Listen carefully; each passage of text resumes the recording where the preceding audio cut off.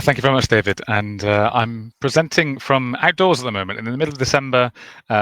Not the most common of things, but I had a train cancel, and so having to make it work. Right, let me share my screen, and I will start presenting. There we go. So I'm Ben Wilkins. I'm the co-founder and CEO of GoodBoost. I'm going to talk a bit about what we do as GoodBoost, what have our learnings been around embedding health and well-being in community settings, and some suggestions for what the future could look like. So as GoodBoost, we are a social enterprise. We're very much mission-driven in transforming any space into a therapeutic place, supporting people to move more, have fun, and feel better, to better support people's health and well-being, so they love looking after their health and well-being. Love is a very intentional word for us because we don't want self-management to be something people have to do, but something that they want to do. I like that it's tailored to each of us and we can go at our own pace. It's really good to have a visual of the movement. It asks you lots of questions and you can see how your answers have affected, what comes out in terms of the suggestions of exercises. I tell you, I don't know what I'd do without GoodBoost. I went to the physio at Shakespeare Road. They told me the pain in my hip, they couldn't do anything for me because it's due to the stroke. I was to have operation in December, just before Christmas. And when I went in, I was all prepped and everything. And when they examined me, they said that I didn't need to have the op. They cancelled the operation. I didn't have it done that day at all. I think leisure centres are perfect for this service because they're right in the heart of our community. People have access to them, everyone knows where they are. Having a service like GoodBoost that we can put into the community is a significant step towards reducing some of these health inequalities. It's stopped making me feel isolated. That was a big win for a start, the normalisation of my condition. And then more importantly, be on top of the condition before it's on top of me. So that gives you an overview of what GoodBoost looks like, whether it's delivered at home, in swimming pools and leisure centres and community spaces. So the main healthcare challenges we address is primarily we started with joint conditions and people living with MSK or musculo-skeletal conditions, but we know that around 3/4 of our participants are living with wider multimorbidity, and a high proportion actually come through because of emotional and mental health challenges, and that's many of the benefits they experience. And very much we're aligning with the recent NHS Darcy report that we are technology that focuses on prevention and condition self-management in a community-delivered system rather than focusing primary and secondary care. This is what GoodBoost looks like, whether we're on land in gyms and libraries and faith spaces or in swimming pools. It's individually tailored programs for a specific need selected by AI. These programs adapt and respond to people, like having a one-to-one therapist with the option of either individual use or, more importantly, group session delivery. And it's more than just technology. Technology is a really important conduit and facilitator for our services, but a main part of the motivation for people to come along is this group element in a local community space, which delivers this peer and social support, which is essential for that emotional support. And we also work on gamification in terms of group goals, which creates social contracts between individuals and within groups, which again is really important for motivation.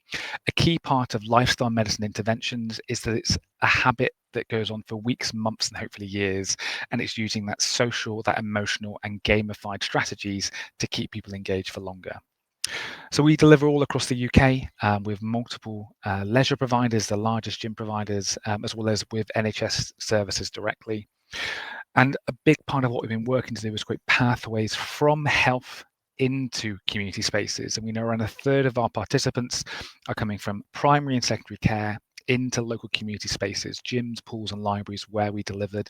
And a lot of that is linked to having our certifications, whether it's NHS Digital or ORCA Medical App certified, to give trust not just to our participants, but to clinicians feeling comfortable to refer and signpost people into community spaces for health and well-being. And we have a dramatic impact on people's lives. We are transforming lives from physical pain, physical function, overall quality of life, mental health. We've had case studies and research publications on this and the value we create in each venue that delivers GoodBoost. We recently had a report that showed that the average per participant is around £414 of social value generated, which is around a 5 times social return on investment. So social return on investment and creating health impact is really important for the scaling of services for community health and well-being, but it also needs to deliver a return on investment for the community venues that we're delivering in.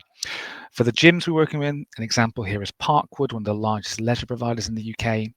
Promoting our services for health and well-being was one of the most cost-effective marketing campaigns they've run. Less than £1 spent per new customer acquired through the front door, which is around 180 times more effective than the average cost of customer acquisition in the leisure sector. So as a service, we create new customers and members that return on investment for gyms and pools. We also know from booking data that for every one GoodBoost class, people on average go on to 3.7 other activities. Adult learn to swim, yoga, Pilates and others, which create stickier monthly members. Again, a return on investment for the community venues delivering this. For community venues to effectively deliver health and well-being, there needs to be this social return on investment combined with a return on investment for the venues. For this approach, we've been recognized in multiple reports, we've won multiple awards, and in summary, we're creating broad health and well-being services, which isn't just MSK, but multi-morbidity. By default, creating pathways from health into community and leisure that's highly clinically effective and cost-effective, and we activate a high number of complex and inactive populations. We are overcoming inequalities by default with a high proportion of low-income and ethnically diverse populations, to utilize existing community spaces to create return on investment and social return on investment.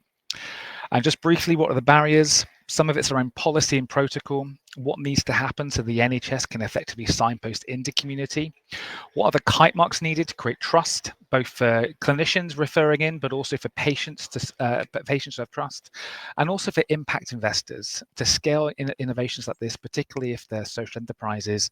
There are a lot of VCs out there, but very few social impact investors. And just to finish, how do we change lifestyle behaviors? We need to make it fun, interactive. We need to have social drivers, be people to want to do it, to love to do it, rather than being told to do it by a clinician. And what's the future? I believe the future is technology being delivered in community venues for a much broader range of interventions and conditions so that people can access services in their community, delivered and facilitated by human beings, but where technology bridges the gaps of skills, knowledge, and clinical expertise. Thank you very much.